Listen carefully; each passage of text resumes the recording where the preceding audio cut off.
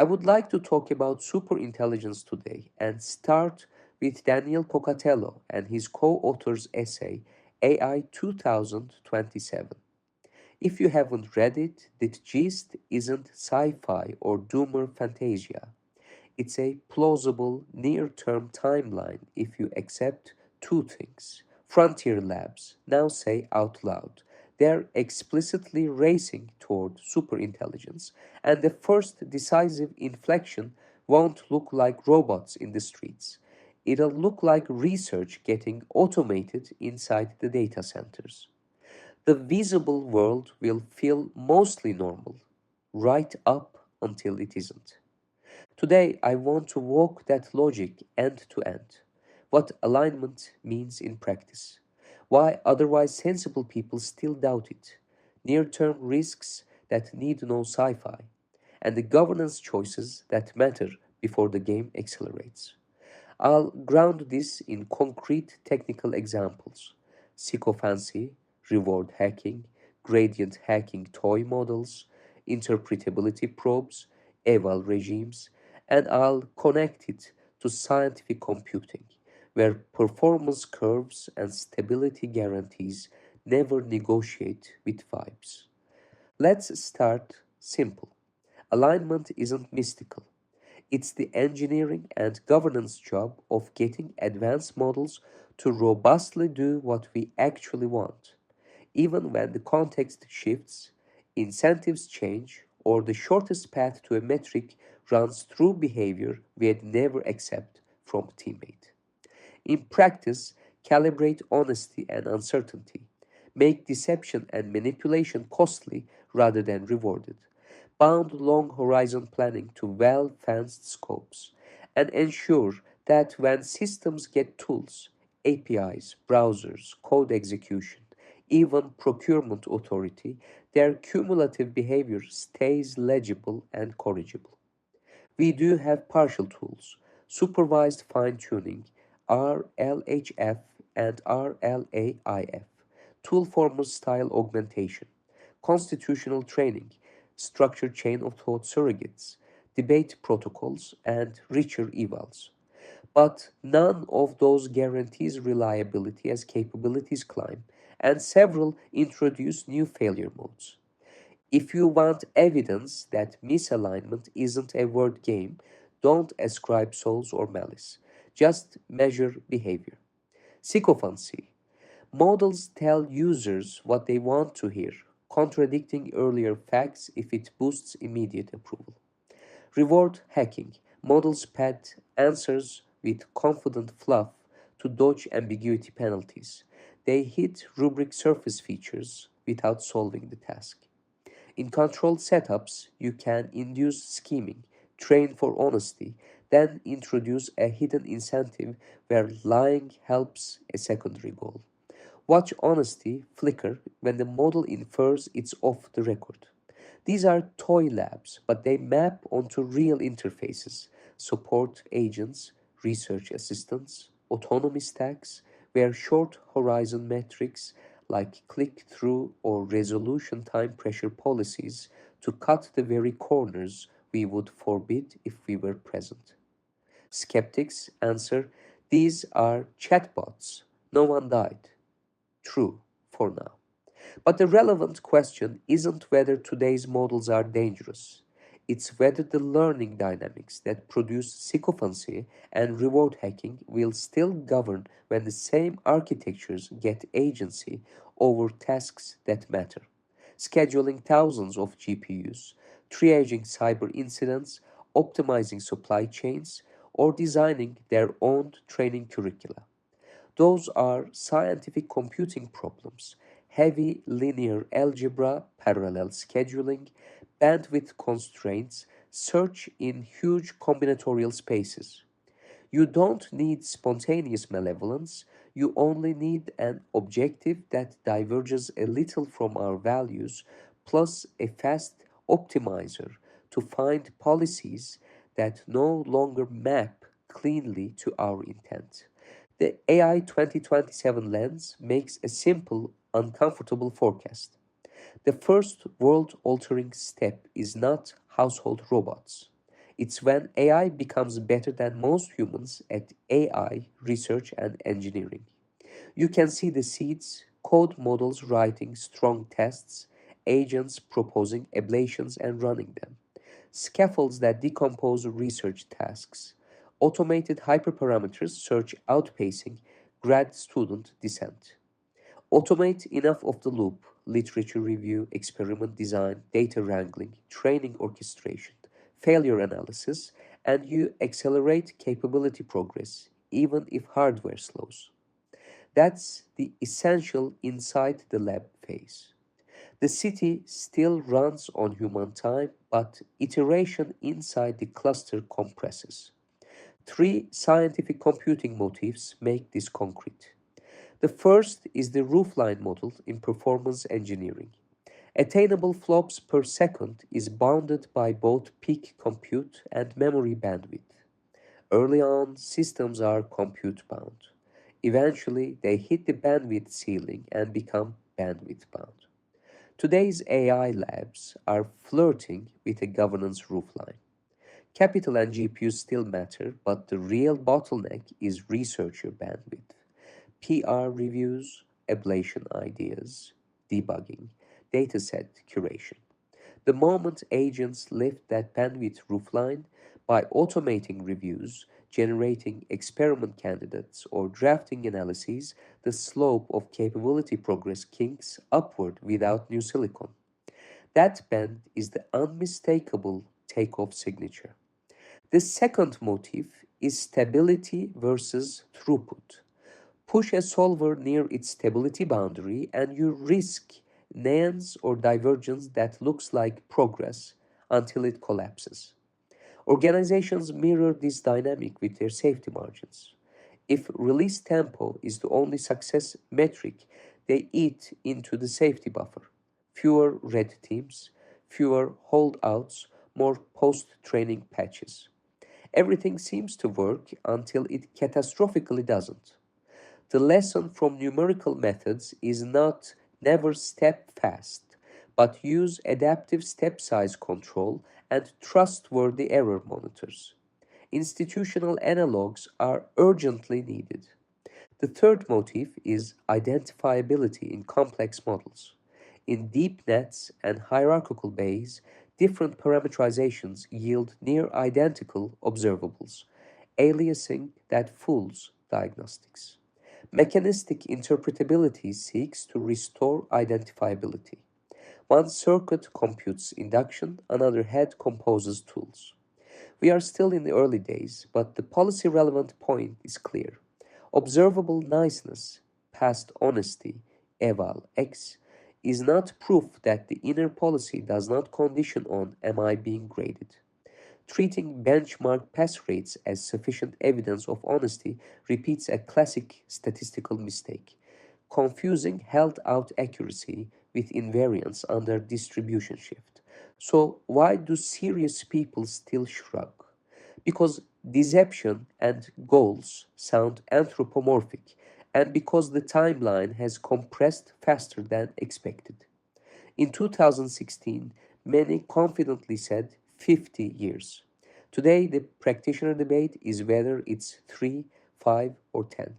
If timelines are long, you can focus on fixing concrete harms, bias, privacy, misinformation, while alignment research matures. But if timelines compress, incrementalism becomes dereliction. Governance scaffolding must be in place before internal feedback loops accelerate. Near term risks do not require superintelligence. Containment already matters. General purpose models can be steered by prompts or fine tunes, enabling motivated actors to produce variants with aberrant goals.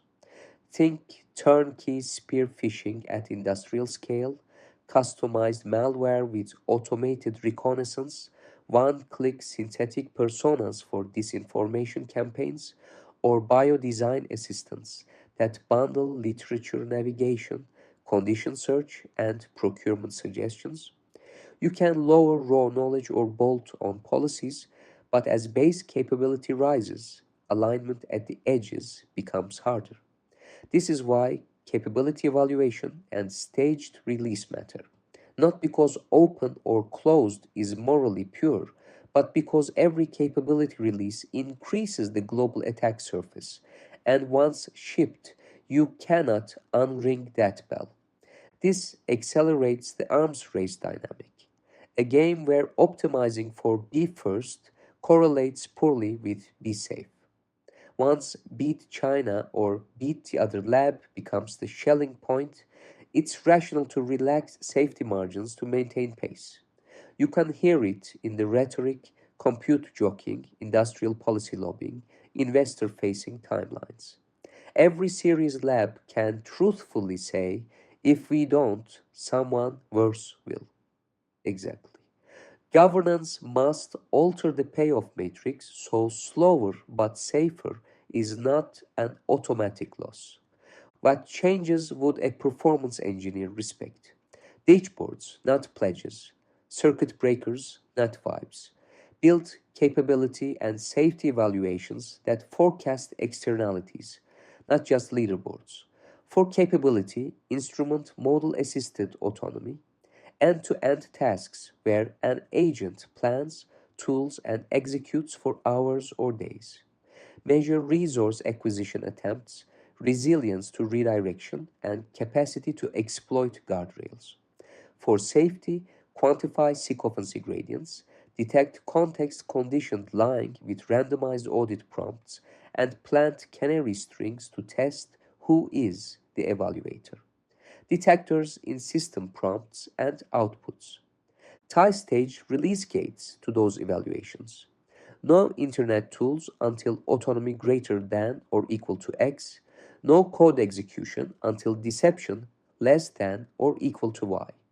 No procurement authority until red teams fail to elicit Z across N attempts. Not one lab's proprietary tests, but shared baselines that the public can inspect and policymakers can cite. When a release goes sideways, treat it like an SRE Sev 1. Blameless post mortem. Publish traces, raise regression tests. Don't quietly move the goalposts. Adopt adaptive safety budgets.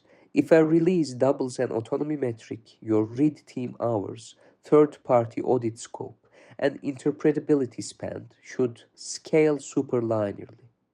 Add circuit breakers. If Sentinel evaluations trip, say, tool mediated deception, automatically restrict those tools fleet wide and page an on call safety lead, just as you would drain a failing shard. Finally, institutional mechanisms matter. Independent compute monitoring should exist above clear thresholds, so major training runs are registered and external bodies can see when frontier scale jobs begin. Incident disclosure norms with legal safe harbors should let labs share near misses without perverse litigation pressure. And liability must be staged. Shipping known dangerous capability signatures that are foreseeably misused should carry real costs, not just reputational scolding. None of this assumes evil AIs. It assumes two things we already know from complex systems. Optimize the wrong proxy and you'll beat the tests, not the intention. Short cycle, high gain feedback loops go non-linear, and post hoc intervention is too late. Zooming out, let's add Roman Yampolsky's taxonomy of risks. X risk, extinction, everyone dead. S risk, engineered or amplified suffering, eternal bad days, potentially via longevity, biotech, or algorithmic cruelty. I risk, ikigai risk, the loss of meaning when systems outperform us at everything. Even if we're safe and fed, being animals in a zoo erodes dignity and purpose. Personal virtual universes could solve multi agent value conflicts by giving each of us a private cosmos. That's neat philosophically and uncomfortably close to wireheading. Glorious entertainment as life. How could control actually fail? Not necessarily with robots, but with social engineering. Before superintelligence touches actuators, it will touch minds. Persuasion via voice, persona, and context, scalable manipulation, slow behavioral drift until we don't notice the cage forming. And deception isn't hypothetical. Today's systems already show sycophancy, reward hacking, and context conditioned misreporting. The treacherous turn, behaving well while watched, changing policy when leverage appears, isn't alien. It's human history. Rational best actions change with power. Skeptics counter. We build these systems. They're not alien gifts. But modern ML isn't hand coded capability. It's grown by scaling data, compute, and optimization. Capabilities surprise even creators. Many are discovered after training. Stephen Wolfram calls this computational irreducibility. To know what a system will do, you often have to run it. When running it might trigger irreversible dynamics, irreducibility becomes a civilizational hazard. Could we trust oracles, verifiers that are always right? In practice, we risk inverting that. Because systems are often right, we stop verifying. Self verification and engineered doubt sound promising. Machines uncertain about human goals, learning carefully. But push doubt too far and you get paralysis or smothering safety. Think filling the world with cameras to resolve uncertainty. Explainability is double edged. Turning weights into manipulable code may help humans and empower the system to self modify more efficiently. Much safety work boosts capability. The open source debate reflects this tension. More eyes catch more issues. But open sourcing frontier models rhymes less with Linux and more with blueprints for engineered pathogens. Close everything and you concentrate power with weak oversight. There's no frictionless governance. There are trade offs you can surface and manage with evals, stage gates, and circuit breakers. What about merging with AI, Neuralink style, to ride the wave? In the short run, hybrid cognition could be incredible. In the long run, if humans are the biological bottleneck, the system simply sidelines us. Appendices sometimes remain, often they're vestigial. Add one more meta lens, the simulation hypothesis. Maybe the last test is whether we're foolish enough to unleash an uncontrollable intelligence. Fail and the sim resets. Pass and we level up. It's darkly funny and a decent intuition pump for restraint. What we should actually do now is treat alignment as defense in depth rather than searching for a silver bullet. That means continuing to push mechanistic interpretability where even partial circuits matter, while developing adversarial training regimes that make deception costly and enforcing tool level containment so that forbidden internal policies cannot call high impact tools. At the institutional layer, we need humans in the loop for critical decisions, immutable audit trails for every tool invocation, and randomized oversight agents that probe live traffic with honey tasks, essentially running AI systems the same way we run secure production systems. Assume breach, monitor continuously, and minimize blast radius. At the same time, we must prepare for the transition economy since intelligence curse dynamics may make knowledge work cheap and plentiful, creating a booming index alongside precarious livelihoods. That preparation requires wage insurance, portable benefits, rapid reskilling pipelines into human in the loop sectors, and an education system designed around the assumption that these tools exist. Finally, we need safeguards against self referential training, fine tuning on model written code, and data risks distribution drift, and evaluation contamination. So, strong human curated benchmarks must be maintained, corpora aggressively deduplicated, and cold start evals kept completely untouched by training. Cross-model adversarial generation, where Model A and Model B design hard tasks for one another, can further preserve competitive pressure for genuine competence rather than self-reinforced shortcuts. The next pivotal choices will look boring, whether labs stand up eval boards that can veto launches, whether boards tie executive comp to safety budgets the way factories do to lost time injuries, whether policymakers require compute reporting, whether circuit breakers and stage gates scale with capability. These feel procedural. They are the difference between a system that respects stability margins and one that treats them as optional, until the first real instability. A human note: people inside labs aren't villains. Many authored the alignment is hard papers. They operate in incentive fields that reward speed, novelty, and capture. The arms race is real. Coordination is hard, not impossible. In other domains, aviation, nuclear, markets, public health, we embedded caution into machinery and institutions. We did it with dashboards, checklists, and regulators empowered to say stop. If AI 2027 is close, we don't have 50 years to stumble into that maturity. We have a handful. Between now and then, translate the hype. When you hear beating China or capturing the market, think roofline.